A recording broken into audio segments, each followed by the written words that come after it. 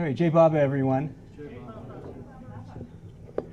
So, today I'm going to give an alternative narrative and examine the historical record concerning Sufism Reoriented and its claim of having an illumined murshid for the next 700 years.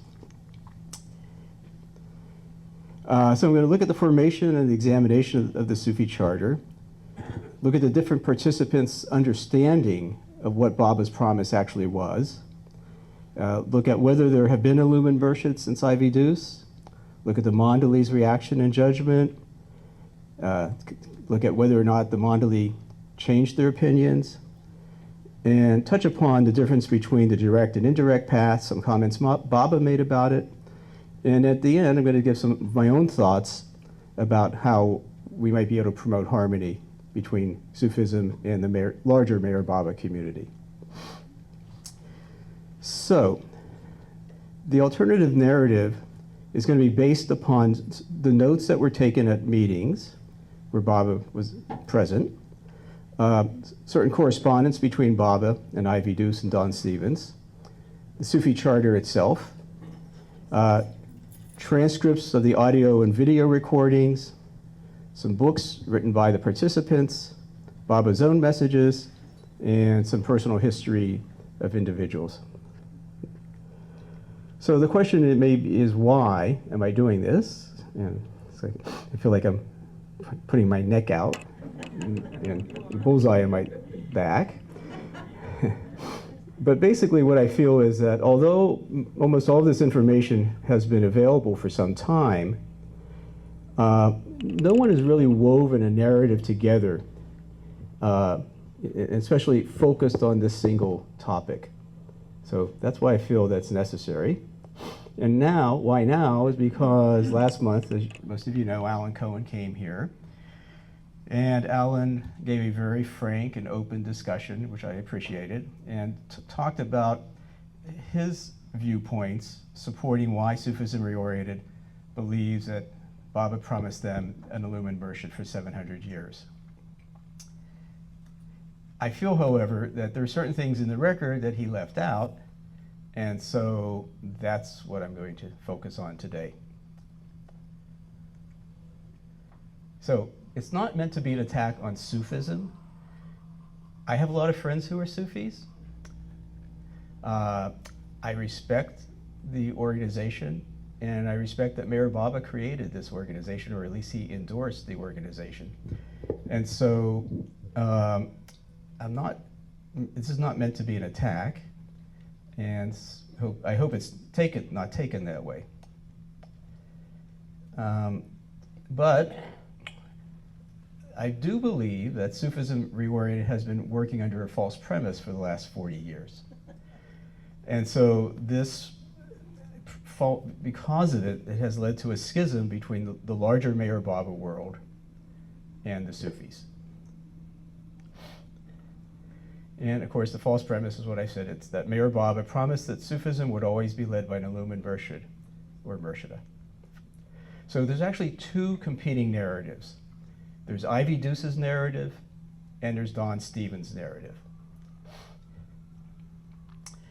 And the interesting thing is that they were actually co-contributors and co-editors. First with the Sufi charter, they basically co-wrote the charter. Ivy was the murshida, but Don had the business mind and the mental acumen to actually get the charter put together. So I would say they were actually co-authors of the Sufi charter. They both edited and published God Speaks together. They both co-edited and published the discourses together. So it's interesting to me that these two individuals who were really closely aligned in their work would come away with a different narrative regarding this one question. So Ivy's understanding is that Baba promised that Sufism Reoriented would be led by an illumined murshid for 700 years. Don Stevens' understanding is that Baba would provide the organization, Sufism Reoriented, an illumined murshid from time to time. So the difference is whether there would be a continual line of illumined Murshids, one after the other, or whether one would appear every so often.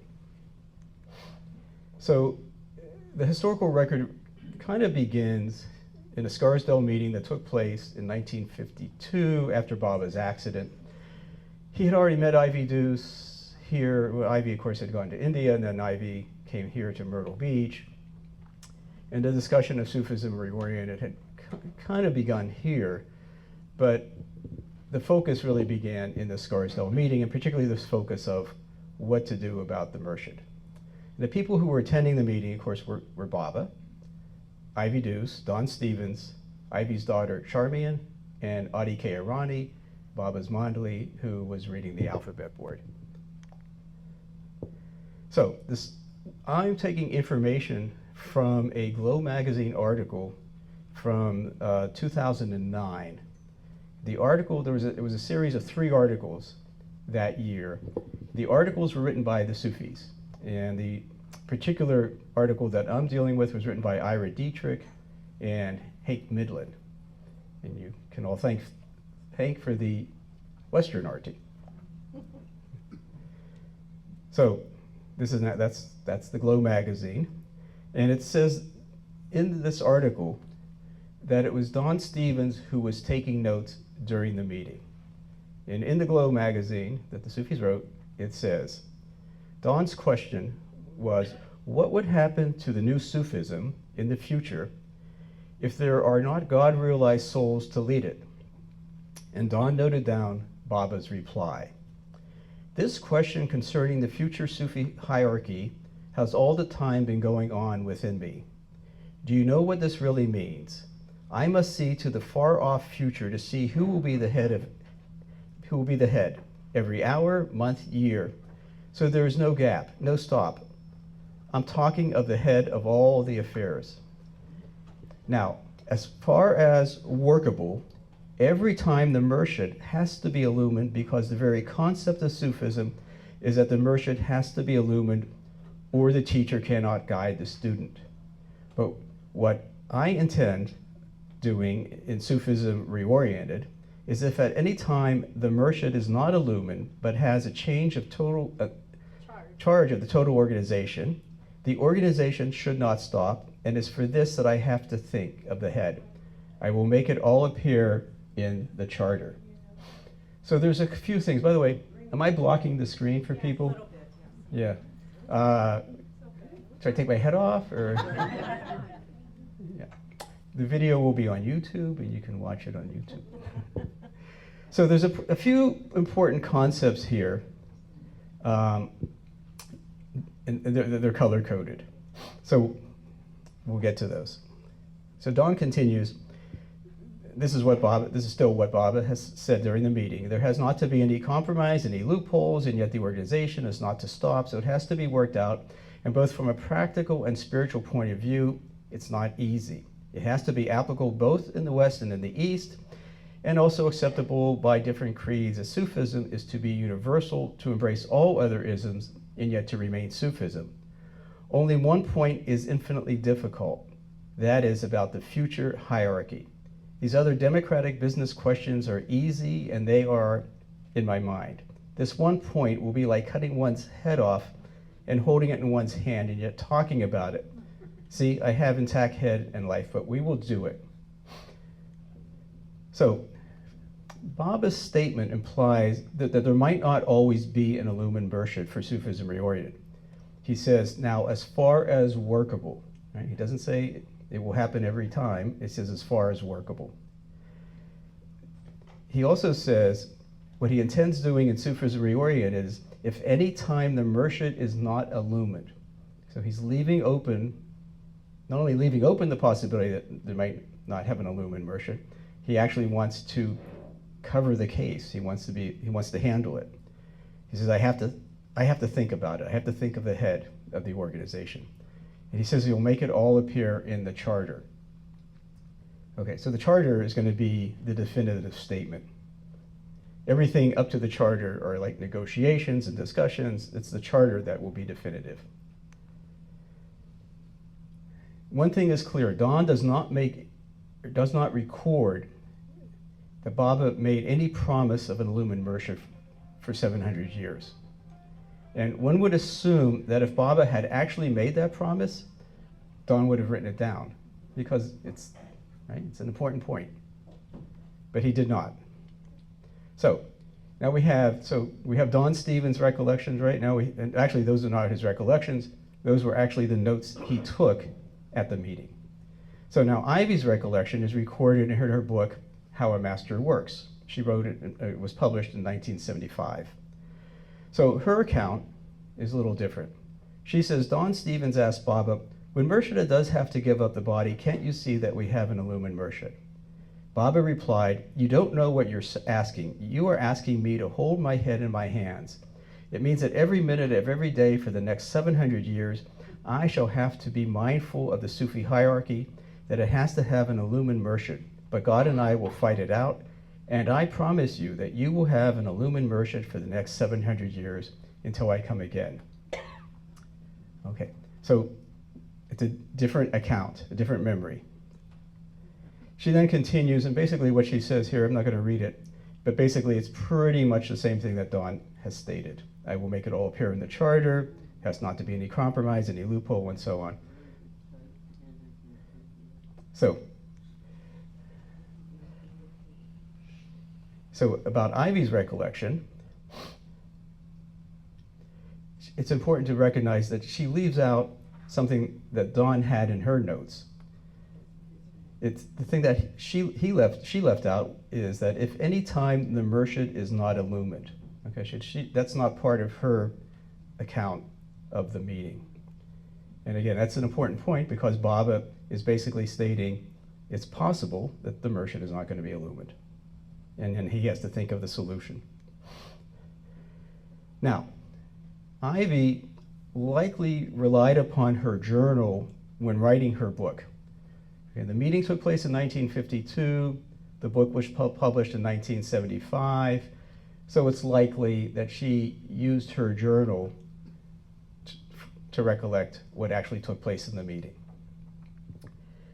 And the thing is, she wasn't taking notes.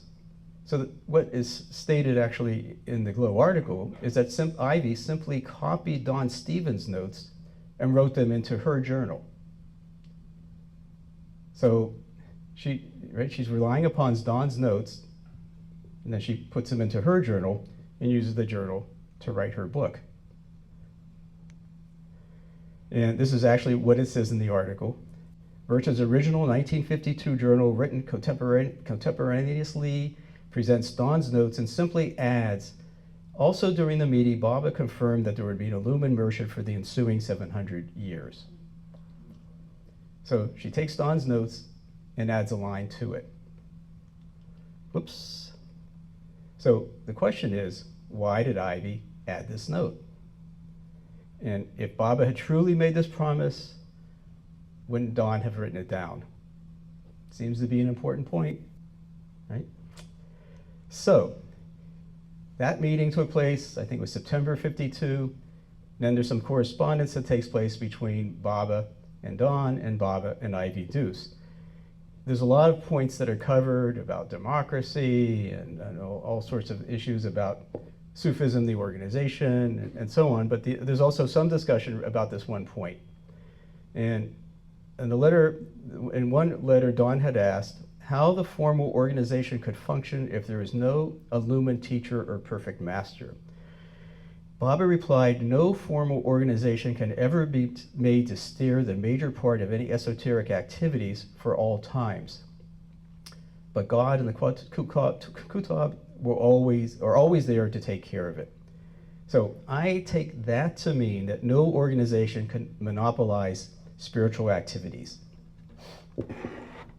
What I'm going to do to be fair to everyone, I'm going to walk a little bit on this side, and I'll walk a little bit on that side, and then everybody can see. Okay, so again, Baba's response to me implies that no organization can monopolize spiritual activities.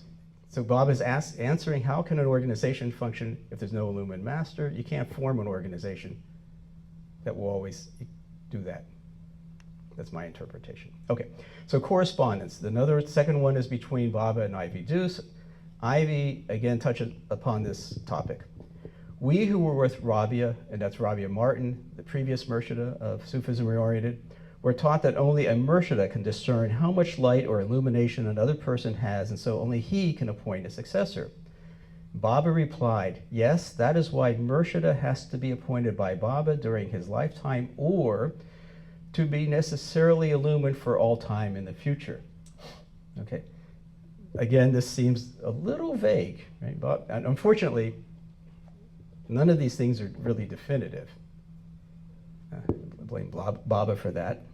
So, if we parse this to try to get to what Baba is really saying, I think there's really two ways of viewing this. Okay, one way, the one on the left, is Baba will appoint a Murshid during his lifetime, and then thereafter there will always be illumined Murshids. Okay, that's one interpretation of what Baba is saying. Okay, in other words, Murshid has to be, what Baba said, Murshid has to be appointed or to be necessarily illumined for all time in the future. The other ways of interpreting this response is actually two options. Baba is saying that option number one is that he appoints the Murshid, and option number two is that there's always illumined Murshids. Now, which one of these two would be correct? So, trying to be a lawyer, taught by my good friend John. The word, Baba uses the word or. Now, if Baba had meant that he will appoint the first Murshid and there will always be an illumined Murshid thereafter, he probably would have used the word and. Baba used the word or, which makes it seem more likely that it's the second scenario, two options. Baba appoints the Murshid or there's always an illumined Murshid. It's not definitive. Okay. But all of this, I say again, is the charter, and it's the charter that's the defining document. Right? Everything was leading up to the charter. So here's the charter. And it's interesting, the name is called The Chartered Guidance from Meher Baba. So first of all, in the charter, there is no promise from Baba of a continual line of Murshids. It's not there. Thank you, illumined. I have it. She's allowed to correct me. Nobody else, yeah. On the contrary, we find that Baba's solution is a provision for non-illumined Murshids. And as I understand the charter, Baba actually defines two types of Murshids. He refers to one as an ideal, I'm going to refer to one as an ideal Murshid, and the second as a Sufism Reoriented Murshid. So this is my own, no one else has said this, and I copyrighted it. So the meaning of the definition has to be understood in the section of the charter in which it appears. So there's actually 7 sections to the charter, including an introduction. And it's only in 2 sections that the word Murshid or Murshida appears. One is called States and Stages of Experience and Knowledge, and the other is Personnel. So those 2 sections pertain to the Murshid. Nothing else in the charter does. So let's look at the States and Stages, which is basically a series of definitions of various stages of the path, or Baba calls stages of illumination. And he defines this is where he defines what I refer to as the ideal Murshid. And I just blew this up here. So number 2 is a Murshid or Murshida, one who others can follow, should necessarily have divine vision, the highest state of illumination. So that's where Baba defines what I'm referring to as the ideal Murshid is one who has illumination. Last month when Allan was here, he also looked at the charters, and he said illumination would be someone on the 6th plane, and basically I would agree with that. So Baba is saying someone who is a true Murshid or an ideal Murshid would be on the 6th plane. But in the personnel section is where he defines the other aspect of a Murshid. And now the personnel section is basically defines the different types of members in the organization. There are seekers, workers, preceptors, and murshid. Those are the things that are defined in this section. So Baba is defining types of memberships, right? You can be, in a sense, or types of roles within the organization. There are seekers, those are people who are seeking the truth. Workers, people who contribute either through work or monetary, financial means. Preceptors or teachers, and a murshid is the murshid. So the definition of a Sufism reoriented murshid, I believe, as I'm calling it, isn't here at number 3, and what Baba wrote is, Mayor Baba may allow anyone to be called and considered as a murshid or murshida without necessarily disclosing whether such a one is illumined, not illumined, or about to be illumined. In all such cases, Mayor Baba will hold himself responsible for the spiritual welfare of all those who may be prepared to and do follow a murshid or murshida so declared by him. So what's interesting here is the definition of this murshid, when calling a Sufism Reoriented murshid, is one who does not have to be illumined, doesn't have to say whether they are or not illumined, and Baba will take responsibility.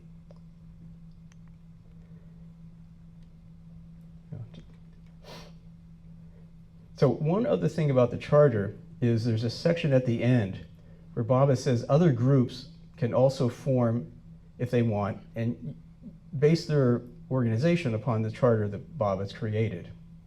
Well, that's interesting. So, did I tell you I'm illumined? Yes, but you can see my ideas here, right? Oh, there we go. Just testing. So I don't know if I have to, I won't read this whole thing, but basically Baba's saying he will grant the Charter of Guidance. Notice that that's the one thing in yellow there. The Charter of Guidance is this document, it's the Sufi charter. So he will allow other groups to use this charter. Now, if another group forms, and supposedly the charter allowed or stated that you have to have an illumined murshid, and therefore, if you start a group based upon this charter, you're automatically guaranteed that you'll have an illumined murshid for 700 years. So any group that forms would automatically have an illumined murshid, and that would continue for 700 years. You know, that would be absurd. So it's just another point that seems to indicate that the charter does not grant illumined murshids, because and anyone who formed one would be guaranteed of having one for 700 years. Okay, and I'll just pass through that slide. So in the Scarsdale meeting, Baba said, I will make it all appear in the charter. He says, as far as workable, every time the murshid has to be illumined, and that's what an ideal murshid is. But he said, for Sufism, I intend doing in Sufism Reoriented is that if any time the murshid is not illumined, and that's, so in other words, he makes it appear in the charter that handles the situation. If you don't have an illumined murshid, then you have what I'm referring to as a Sufism Reoriented murshid. So we kind of look at Ivy's narrative, which we already saw, that Baba made the promise. But Don has a different narrative. And remember, Don was a co-creator of the charter. Don said in his book that was published in 2014, after he passed away, he says, when I arrived in Marizad for one of my periodic visits, and this was while Baba was still in the body, but he had given this message to Eruch, to be sure to tell Don the next time I arrived what Baba had assured Ivy Deuce. And according to Eruch, that there were two things that Baba had promised her. The first was, from time to time he would provide an illumined master as the head of the order.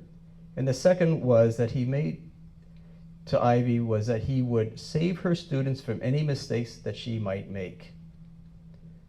So this is what Don is saying that Meher Baba told him about the promise that he made to Ivy. So from time to time he would provide an illumined murshid and he would save her students from any mistakes. So again, it's now coming from Baba very clear that there was no promise of an illumined Murshid, and furthermore, Ivy was not infallible. She could make mistakes, but Baba would save her students from any mistakes that she might make. The infallibility is important because later the Sufis claimed she was infallible, and therefore there was no mistake in her appointment of Jim Mackie. Now, so one may ask, why did Baba feel that it was necessary to clarify his promise to Ivy? Why did he have to remind Dawn to tell her? And perhaps it was because Baba was aware that Ivy had misunderstood him back in '52, and he wanted to set the record straight. I don't know that, but that would be one seemingly logical reason why. So, as I say, Dawn did this book later in life. It was actually a recording of an interview, series of interviews, I guess. But he also made this point at a much earlier time.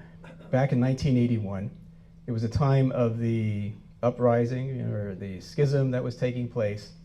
And he sent a letter to Ira Dietrich. Ira Dietrich was the president of Sufism Reoriented at that time.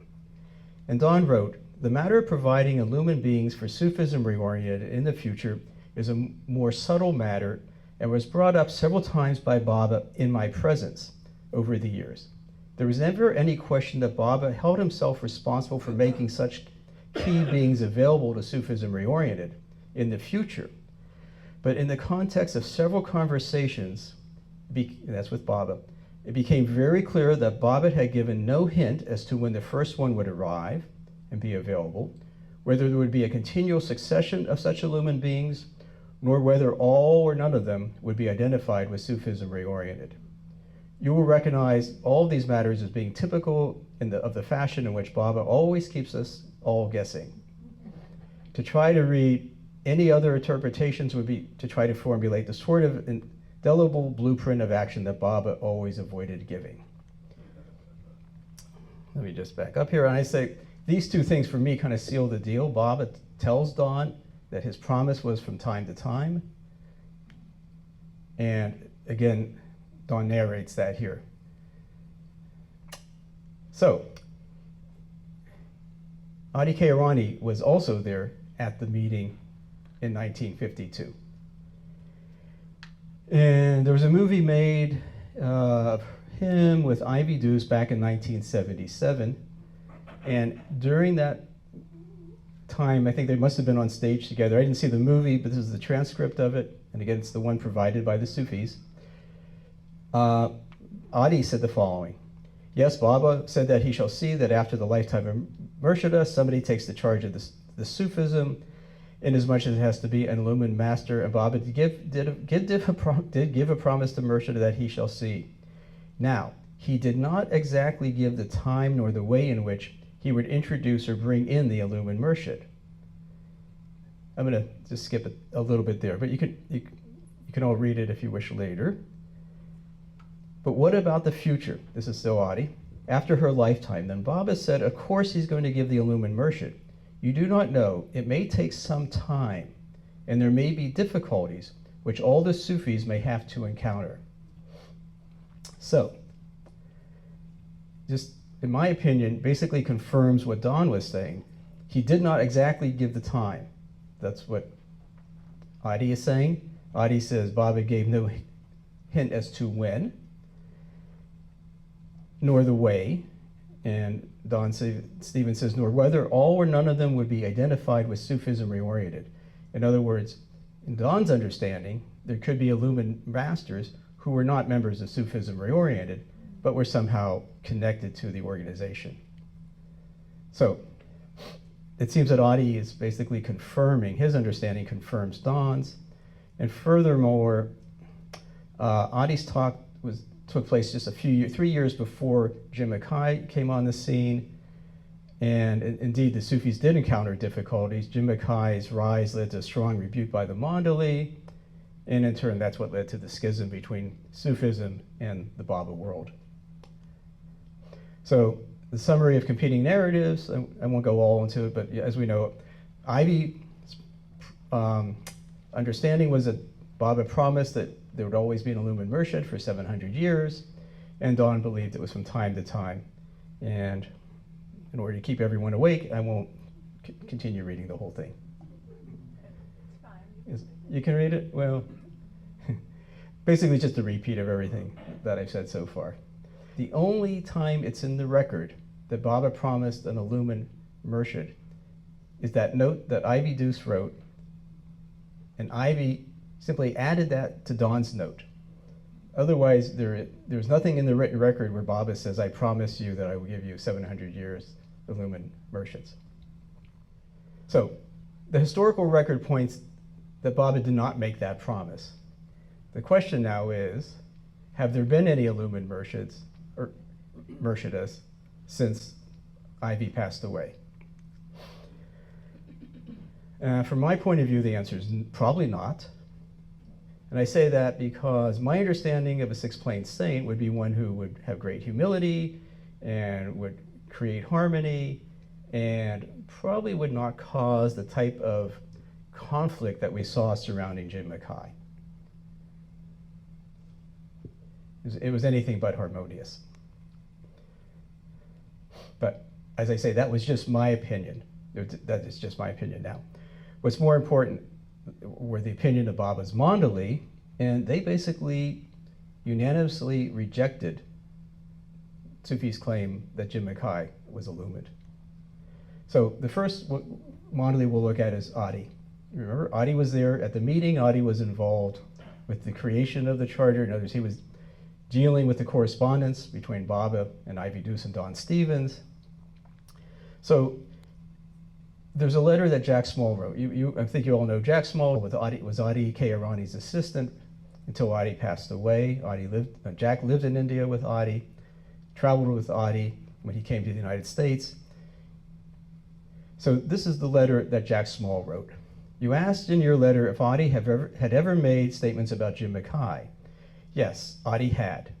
Jim met Adi last year during Adi's visit to Washington, D.C. in 1979. Adi liked Jim as a person and said he was a nice man, sincere in his love for Baba. Adi said that whatever abilities Jim had in terms of giving information about people's past lives and other abilities were a science and had nothing to do with spirituality. Whatever Jim did should not be confused with spirituality as we know it from Meher Baba.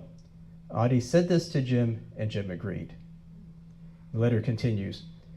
Naturally, people asked Adi if Jim was on the planes of consciousness, specifically on the fifth or sixth plane. Adi said Jim was not.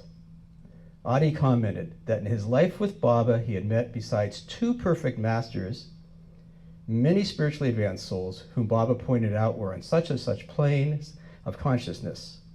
Based on his association with Baba and contact with such individuals, Adi said Jim was definitely not on the planes of consciousness.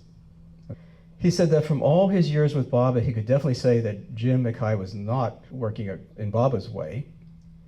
And mind you, Adi was referring to what people said about Jim and not what Jim himself said to Adi, as Jim never said to Adi that he was on any planes of consciousness. And the last thing that Jack had written is Baba had warned his lovers about getting involved with anyone claiming to have spiritual advancement. It was for this reason that Adi had Baba's last warning, which was first released by Baba through Adi in 1960, reprinted before Adi died. Wishing you much love in Baba, J. Baba, Jack Small. So, Adi not only felt that Jim Mackie was not on the planes, but he felt it was enough of a problem that he reprinted Baba's last warning. The last warning was 68, July, Yeah, I think that's a not typo. 1960. It was, I am correct. That's a typo. yeah. We'll fix it. Every month or two I make a mistake. And, No.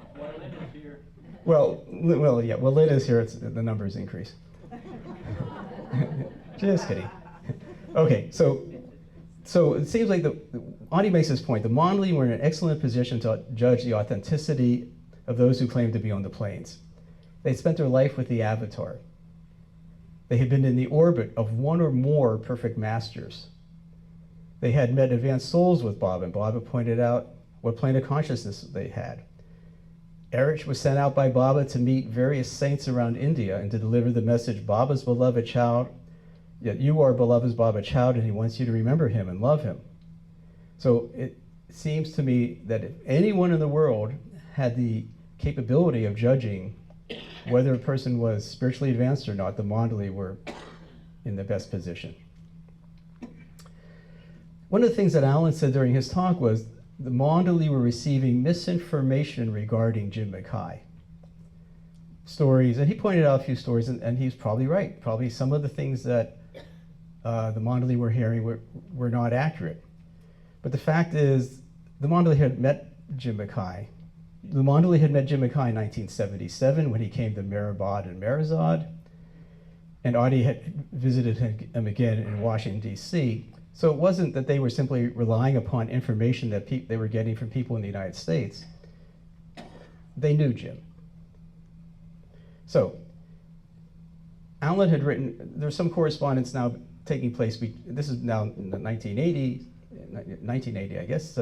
There's a letter that Allan had written to Eruch, that's Allan Cohen, and Eruch responded to Allan.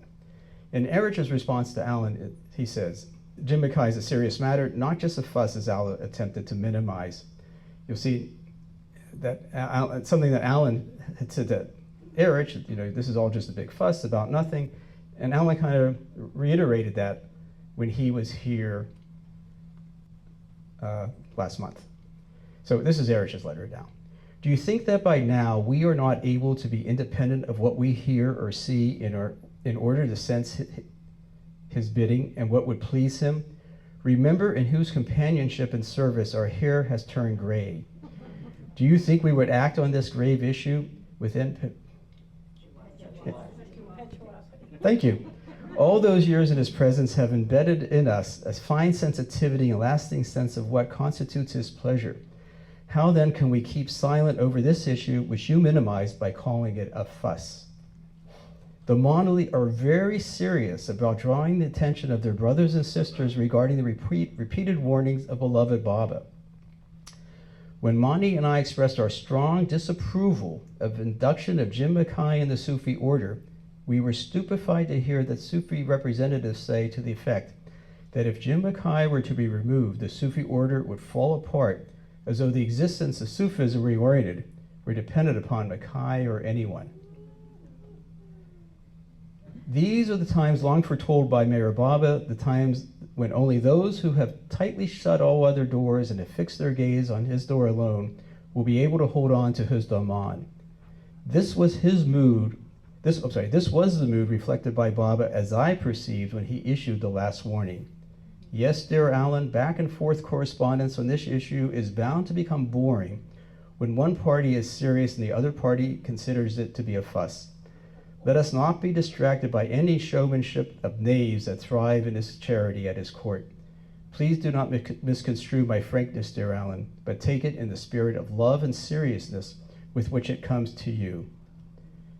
Eruch refers to Jim Mackie as a knave, and I had to look it up. It means a dishonest man, likely not an illumined murshid. So there's some more letters that Eruch wrote, two more. Everyone still awake? Okay, great. My dear Ivy, this is from Eruch, August 1980. Apropos Avatar Meher Baba's last warning of July 1968, it's surprising to get news from different countries, especially from India and the USA, that quite a number of people who follow Avatar Meher Baba, and some of them who are very close in their love for him, have fallen prey to some self-appointed saints and sadgurus who operate with immaculate persons full of modesty, professing to have been instilled overnight by some spiritual hierarchy to act as masters to followers of Avatar Meher Baba. Sufism Reoriented, now reoriented in the West, and Vedantaism Reoriented in the East are beginning to raise their heads in direct defiance of beloved Baba's timeless warnings.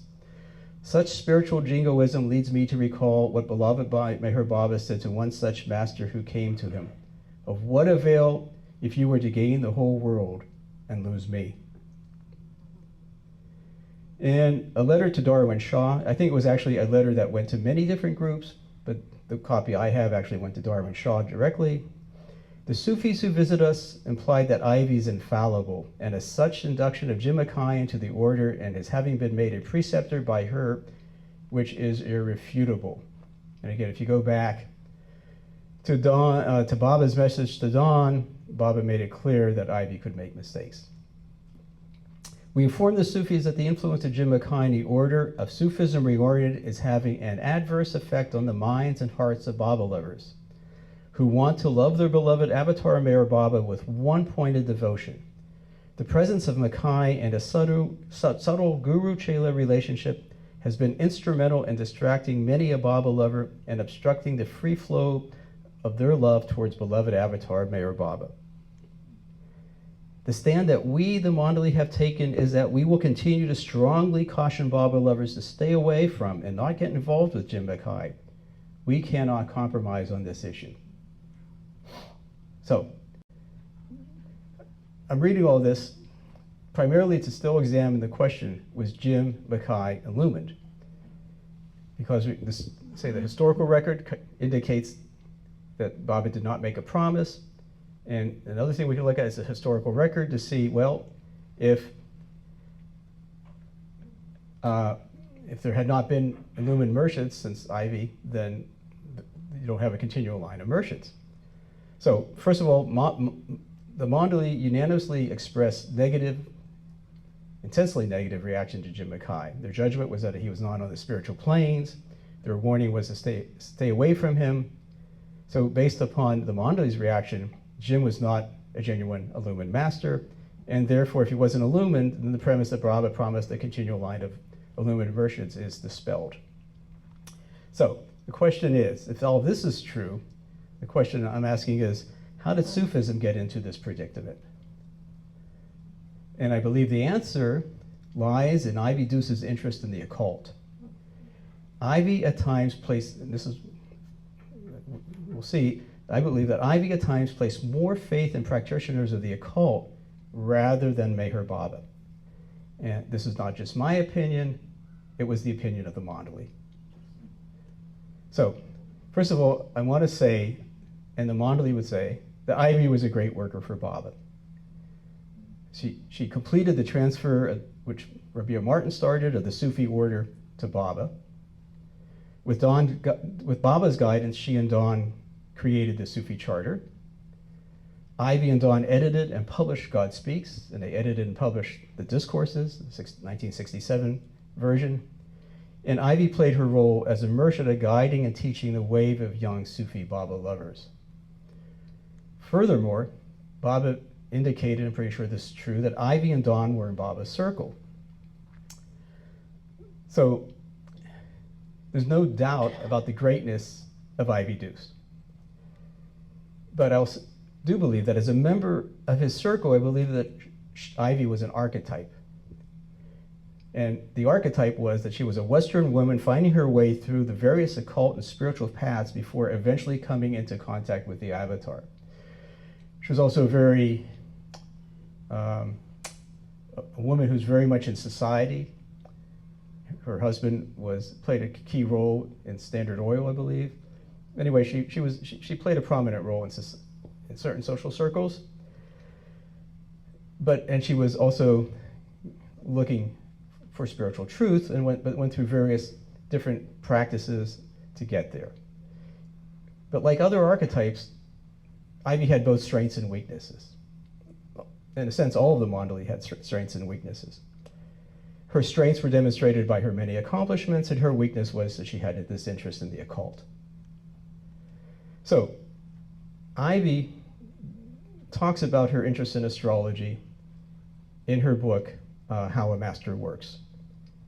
And this is the book published in 1975. It's a great book. And that's another one of her accomplishments. And in her book, she recounts this, that after the East-West gathering, she went to visit an astrologer in New Delhi.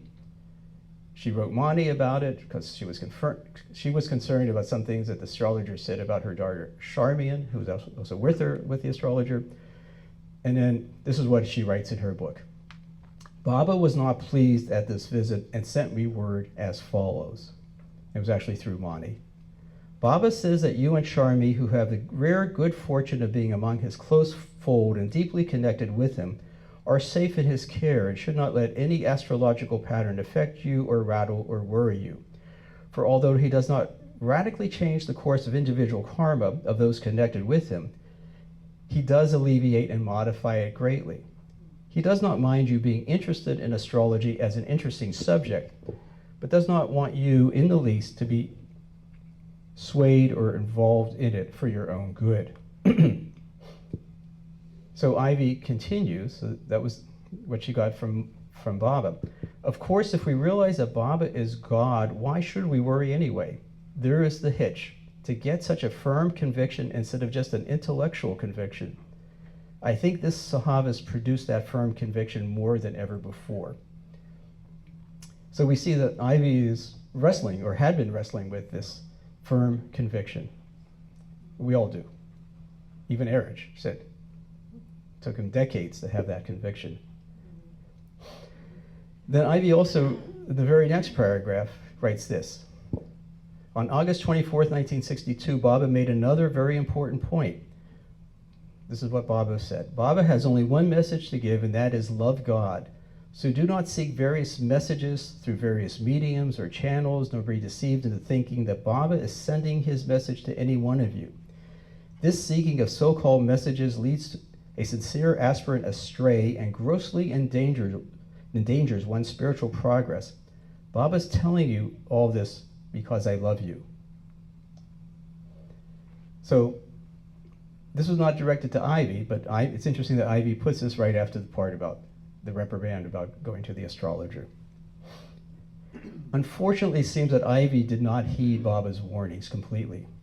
As I understand it, Ivy continued to use astrology with her murids, her students, but her most egregious use of the occult appears to be her dependence on the messages of a psychic named Irene to give her murids, her students, advice. And this was not my observation, it was something the Mondali expressed. So, this came up in, I forget I think it was either 80 or 81, when 5 Sufis went to India to meet with the Mondali to discuss the issue of Jim Mackie. And those meetings were taped. And transcripts of those meetings are available. And if I didn't say in the beginning, there is a website, the Legacy website, has all of this information. It's a great resource, and you can listen to the transcripts, you can read the transcripts, and everything else that I've gotten is also, that's in this talk, is basically on the Legacy website. And Clive Adams and his son Eruch have put it together, and it's really a great resource. So, during those talks, this is something that Mani says to the Sufis. For instance, when Peg Andy, let me just tell you, Peg and Andy Muir were the Sufi preceptors who were the head of the Sufi organization in Washington, D.C. And so on a visit, this happened on a visit to India, that Peggy fell and broke her hip. So Mani is talking about what happened at that time. For instance, when Peg and Andy were here, and Peggy, poor dear, fell down, had that horrible accident, broke her hip, there was a cable from Ivy. And what was the cable saying? Not that by Baba's grace you will be well, not that you are at Baba's place, you know, Baba will take care of you. Ivy wrote in the cable, Irene says, don't worry. Irene says, it's not cancer. We could not believe it. I mean, that did not sound like Ivy. The Mondali were upset that she was relying upon the psychic. Mani continued, you see, by habit, these little things can come so naturally after a while. And these little things are this reliance on the psychic. And these things have added up. And I'm not saying this with an accusing finger. I'm simply informing you what is, little by little, that has added up to our feeling now that something is not right. And then, Ivy writes to me that she thinks Jim Mackie is on the 6th plane. And Jim Mackay's commented on her spiritual status that after 30 years, to say that Ivy is on the 6th plane, these things are not right. They are not Baba's way. So that's Mani's discussion of Ivy. And then Eruch says this: what has happened is that if she, Ivy, were not to depend so much on Irene and to depend exclusively on Meher Baba. I'll just say, what's happening in these tapes is you got the 5 Sufis, you got Mani, Eruch, Bao, and everyone is like talking, and so the conversation is not, it's not like they're giving a talk like me today, straightforward, with a few mistakes. You know, this is conversation. So that's why it doesn't seem like a complete, maybe something completed there. Eruch continues, she's depending upon this lady. So is this the way Baba wanted Ivy to act and react with her murids? This is very serious, you see. What is this sort of dabbling? How much pain it was for me to read her telegram. That's kind of amazing, because very rarely did I hear Eruch ever say something about him experiencing pain. How much pain this was causing him to see that Ivy was relying upon this psychic. It wasn't just this one incident in the telegrams. I remember at that time that many people, my ex-wife, who was not a Sufi, many people were getting their lives read from Irene, all sorts of things were going on. And there's one person who tells the story, it's on the Legacy website, I won't mention the person's name, but they had an interview with Ivy. They were not a Sufi, but they had an opportunity to have an interview with Ivy, and during the interview they discussed difficulty in the marriage, and Ivy said, Baba is working through me, and I tell you, you should stay in your marriage. So that happened, and then a week or two later, this person got a phone call from Ivy and said, I talked to Irene about this, and I talked to Irene about this, and she tells me you have to get divorced. If you don't get divorced, something horrible is going to happen. So she went from Baba's, this, I'm getting this, not getting it from Baba, but Baba works through me, meaning, at least I think she's saying Baba is protecting you from any mistakes that I make. But then she goes against the advice she gives because Irene has given a different read on the situation. And so it showed that, yes, Ivy was definitely dependent upon this psychic.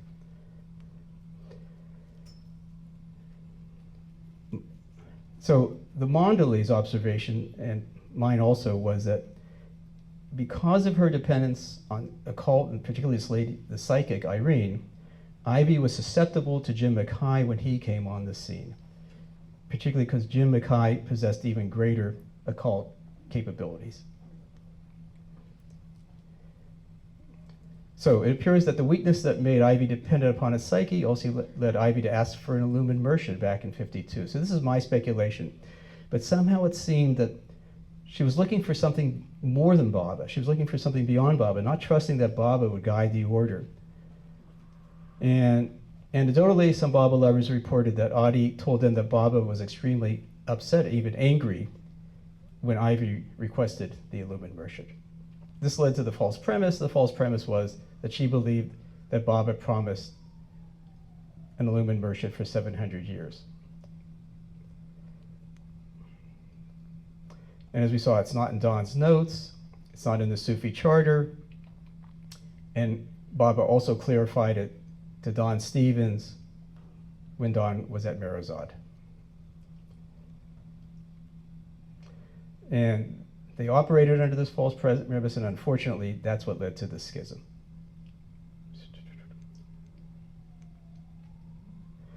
So,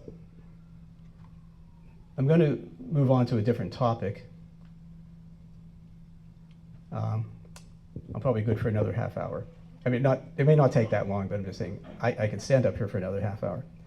So I'm just going to move on to another topic. So that kind of concludes the discussion of this notion of the promise of an illumined version for 700 years. So another thing that Allan talked about when he was here was that somehow or other, basically all this condemnation from the Mondali didn't really matter. Eruch didn't really mean it. Baba made him do it, and so on. So what Allan basically was saying, that because Eruch was loving to Jim when he visited Mirzar, so Jim Mackie came back to India sometime, I think in the 90s, maybe around 97. I think a group of maybe 200 Sufis came. Jim Mackie met with Eruch at Mirzad, and Eruch was loving to him. Eruch also wrote a loving thank you note to Jim after the Sufis had put together a video about Mani's life, and Eruch expressed his appreciation for all of the work that went into it. Allan also suggested that Eruch professed he didn't even know why he made the attack in those letters, and that Eruch only denounced Jim because Baba made him do so, and the reason Baba made him do so was because Baba works through opposition. The implications of Allan's comments are that somehow Jim understood Eruch's motivation better than Eruch did, that Eruch didn't have a mind of his own, and that Eruch changed his opinion about Jim Mackie. In fact, Allan suggested Eruch never had a negative opinion of Jim. It was only because Baba made him do it. Well, if you've met Eruch, this may seem questionable. My understanding was Eruch was always welcome and loving to all pilgrims who came, and that included Jim Mackie.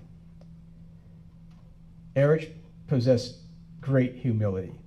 I remember Eruch saying, "Who are we to keep anyone from visiting here?" They just felt like they were servants to Baba.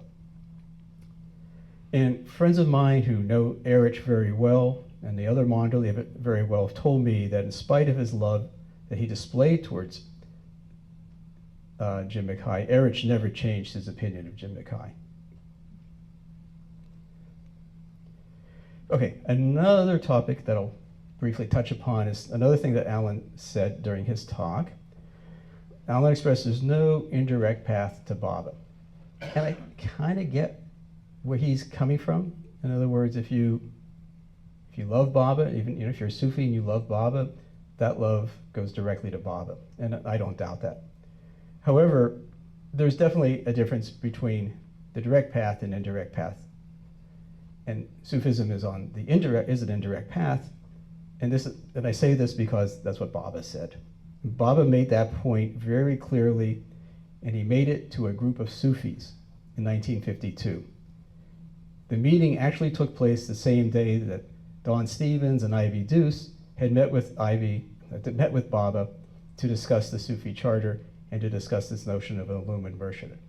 So the same day, Baba met with Sufis in the afternoon, but in New York City in Ivy Deuce's apartment. Baba had a poster or board put in the room, and people entering the room were told to read it. I think it was Jean Shaw who was standing there at the door saying, "Baba wants you to read this." And Baba said, "I am equally approachable to one and all, big and small, to saints who rise and to sinners who fall. Through all the various paths that give the divine call, I am approachable alike to saint whom I adore, and to sinner who I am for. And equally through Sufism, Vedantaism, Christianity, or Zoroastrianism, and Buddhism, and other isms, or of any kind, and also directly through no medium of isms at all." So that's what Baba had the people read when they came into the room. Then, when Baba spoke to them, he said this: "This poster must have made it very clear to all that I can be directly or indirectly approached.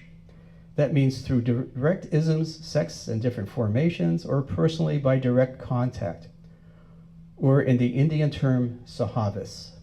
But today, we are concerned with Sufism, so I will not go into the details about the direct approach. but can tell those who are in personal contact through love or service that I can be realized by their direct approach. Okay, so it's pretty clear. Bob is saying there is a direct approach and an indirect approach. Today we're talking about Sufism, so we're not going to talk about the direct approach. The implication is Sufism is the indirect approach. Okay, so it's interesting that certain prominent Sufis have gave up Sufism in order to follow the direct path. The first is Francis Brabazon. Francis Brabazon had the opportunity given to him by Baba back in 1952, when he first met Baba, to be the Murshid for Australia. That would have put him on the same level as Ivy Deuce. He would have been the Murshid of Australia, and Ivy Deuce would have been the Murshid for the United States. North and South America, correct. So he gave that up, and his good fortune in doing so was that he got to live at Merazad and be Baba's poet. Another person who left Sufism is Don Stevens. Okay, so we got Francis Brabazon, same level as Ivy Deuce. We got Don Stevens, who was the co-creator of the Sufi Charter, co-editor of God Speaks, co-editor of the Discourses. Don Stevens, Thank you. oh, if it's for me, tell him I'm busy. You just round Yeah. my phone. Yeah. So Don Stevens had the good fortune of being able to visit Baba whenever he wanted to at Merazad. So whenever, Baba said that whenever he was able to take a break from his work or was in the vicinity, Don could come to Merazad or Guru Prasad and visit Baba. Over time, there seemed to be some differences between Ivy Deuce and Don Stevens. Don was not happy with some things Ivy was doing. He drifted away and was eventually excommunicated from Sufism. What does that mean? I just made up the word. I used that word, but what I heard from a reliable person that knew Don was that some Sufis came to him and told him he was no longer in the order. So I'm using excommunicated in that sense. May not be the best word, but he was kicked out. Well, how about afterwards? Okay, thank you. I'll remember. Okay, Joseph and Carrie Harb were Sufis. I'm not sure about Carrie. Joseph was a preceptor. People really respected him. He went to live in Pune for a year or two. He actually lived in a house that Mayurji had just built. He had the ability to visit Baba while he was there in India. Of course, that's why he was there.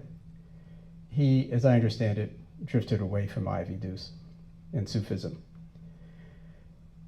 And then there was Andy and Peggy Muir, who I knew because I lived one summer in Washington and attended meetings. And Andy and Peggy, they were the preceptors and the head of the Sufi group in Washington, D.C., but they also led Baba meetings another night of the week. And those meetings were for both Sufis and Baba lovers. And I went to those meetings, and they were good. It was also at that meeting that I met Jim Mackie.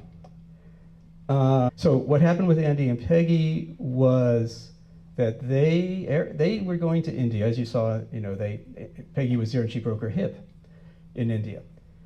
What I witnessed was that Andy was developing this admiration and respect for Eruch.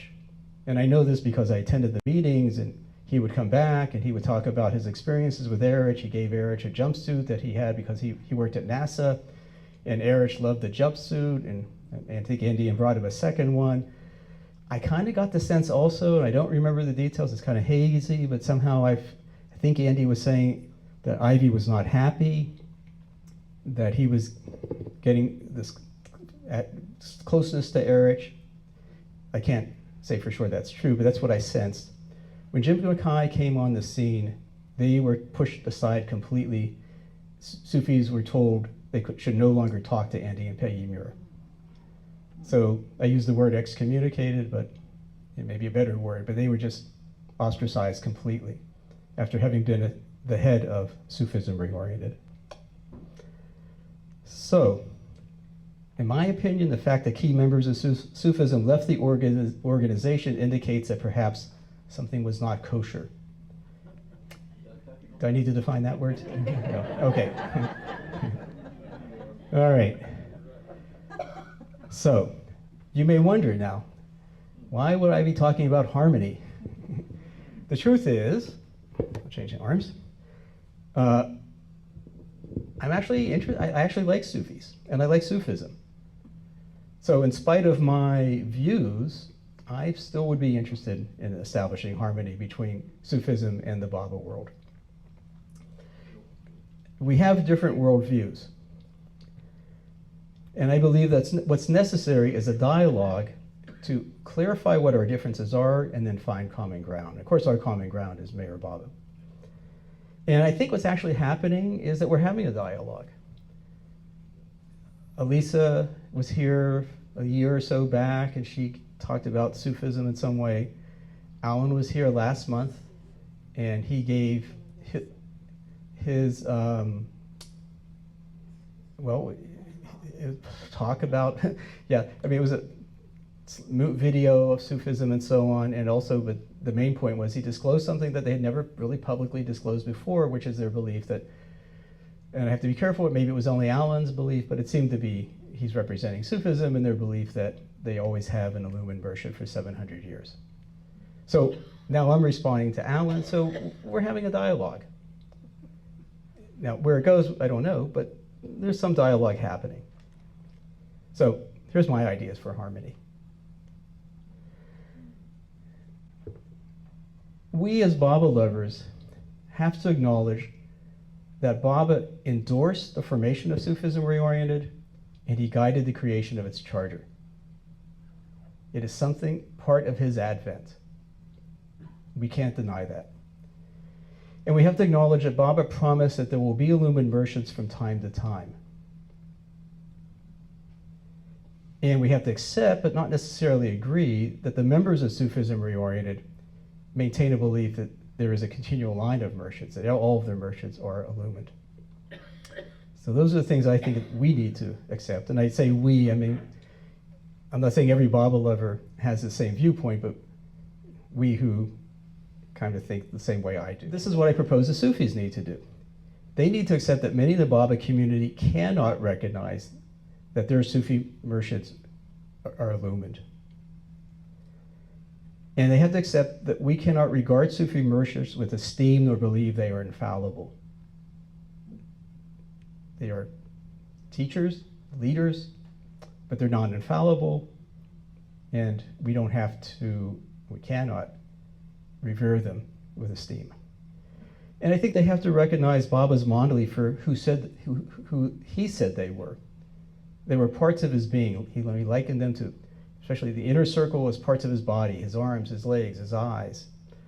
And they're all destined for God realization, this lifetime or the next.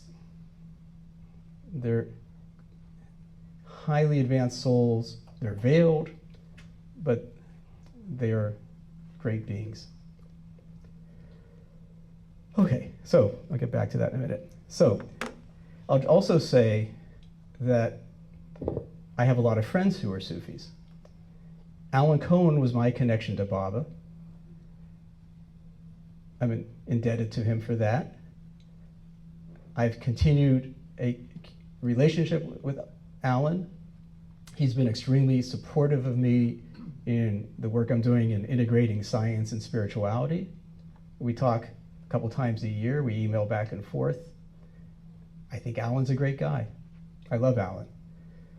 So I have a friend, Seth, who was on the same floor with me in college, and we came to the center for the first time together. He became a Sufi and lived in Washington, lives in Walnut Creek. I saw him recently, and I still love him. I have Sufi friends who, when they come to the center, they come over, we have tea, at my house that's been going on for years. And because I've worked on the center as a caretaker, because I've been to India, I've met many Sufis over the years, dozens, and I like them. They're great people. So, I also respect the organization. I respect the work they do. I respect the charter. I like the lifestyle in the sense of the meditation. You know, the charter requires them to meditate daily on Baba. They do great work. Their service projects are very respectable. And so there's a lot of things about Sufis that I do admire. And so in spite of my viewpoints, I'd still like to find harmony with them. And last year, my wife Linda and I had the opportunity to go to Walnut Creek and visit the new sanctuary. And a lot of people find the sanctuary to be a little ostentatious, you know, a little over the top. I actually find it very inspiring. I think it's beautiful. I think it's a real tribute to their love for Baba. So I had this insight after our tour of the center, of their sanctuary. After a tour of the new sanctuary in Walnut Creek, I came away with a strong feeling of respect for the Sufis and recognized their devotion to Baba. And I had this insight. It doesn't matter whether the Murshids and Murshidas were genuine or not, because Meher Baba, the avatar of the age, is infinitely more powerful than any real or false Murshid. Because the Sufis are devoted to Baba, he's been guiding them. He has kept his promise. He has protected the Sufis from any mistakes that the Murshids or Murshidas may have made. And with that, I'll say Jai Baba. Jai Baba.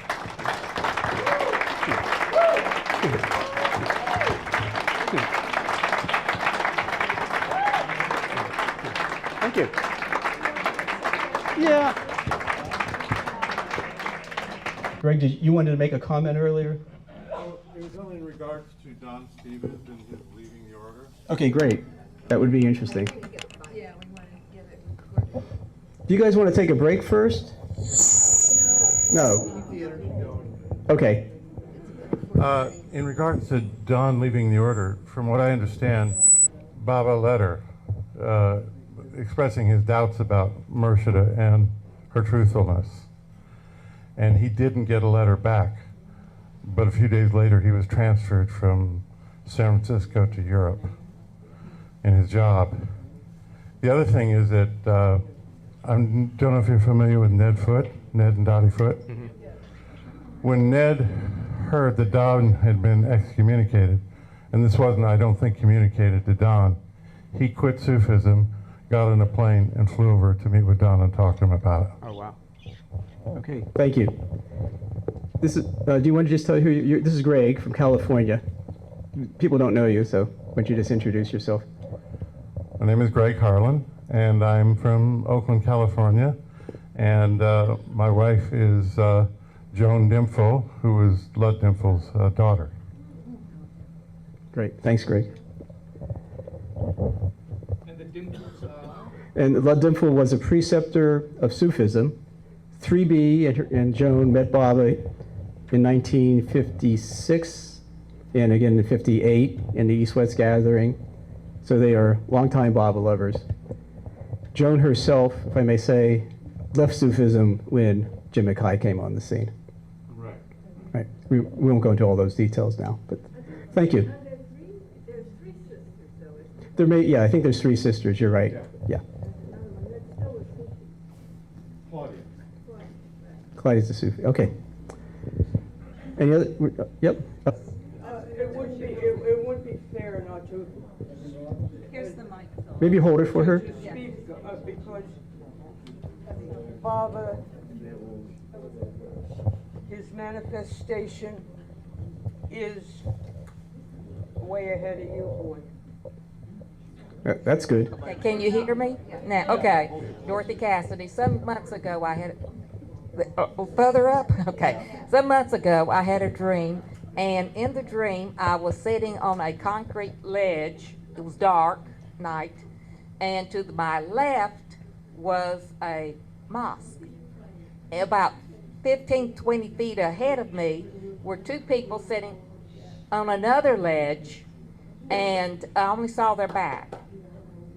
One was dressed in Arabic garb, and the other person just beside him, to his right, had a white shirt. That's all I could say. Had a white shirt. Whatever that meant, whether that was Parsi or whether that was who knows what, or Sufi or whatever. And so I remember feeling very happy. In that moment, I was very happy that here we are. We may not agree, but we can get along. And I remember feeling very happy seeing those two people sitting side by side, and I was sitting outside of the mosque. The mosque was to my left. That's all. Thank you. Thank you. Christine. I'm Christina Riley. Just a note at the very beginning, just some editorial notes. At the very beginning, you identified Ivy Deuce and Don Stevens as editors of the discourses. That's a bit high level. They were editors of an edition of the discourses. You're right. Thank you. And I think that needs to be confirmed if you are having this slideshow be available to the general public, because it's misleading. Okay. Yep. Thanks. And just a personal, feedback to your presentation. I commend your motivation, commendable. Toward harmony, that's great. Maybe a few quotes from the discourses about identification with objects and things that confirm one's uniqueness and separation from others. So it's one thing to want to get together with other people to share a focus on one's spiritual goal. Call it a church, call it a spiritual reading group, whatever. I mean, that supplements and supports one's desire. But when it starts to be exclusive and when it causes others to feel less than, or somehow, to make oneself more than, then it's just, I don't understand the purpose of it. And I think that, I don't have any great spiritual insights, but I think that must have been an insight of Meher Baba's to why it would be so difficult to make a promise to have some illumined head of an organization that would necessarily support exclusivity. So, that might be a thread you might want to pursue. The website that my son Eruch and he built it, but I helped provide content for. It's meherlegacy.org for anyone who might want to do their own homework on the subject. That's about all I wanted to say. meherlegacy.org. Thank you very much, Richie. It was very informative. Oh, thank you. I just like to share part of writing in Lord Meher that you're probably going to enjoy hearing it. That was morning of May 11th, 1952 to Ivy Deuce, San Francisco. Speaking about the practice of Murshids wearing robes, Baba commented, "No robe are required until you become real Murshids. Then you can put on robes. The very basic of Sufism is a woolen garment because it absorbs the dark sanskaras of others. When you have light and you wear the robe, the wool will absorb sanskaras. Muhammad wore one, Krishna too, and now Baba wear a wooden garment." So it's interesting to see that none of the Murshids is wearing woolen garment because taking the load of sanskar of others is tremendous. And Baba in here clearly says that I am your Murshid, I'm wearing, and him being a perfect, like a perfect master, like a avatar, he can only do that. Jai Baba. Hi, I'm Mary. I just am really glad that I have a God that I can talk to directly, and I look for him all my life, and I'm glad we don't have to an intermediary to talk to Baba for us. Thank you.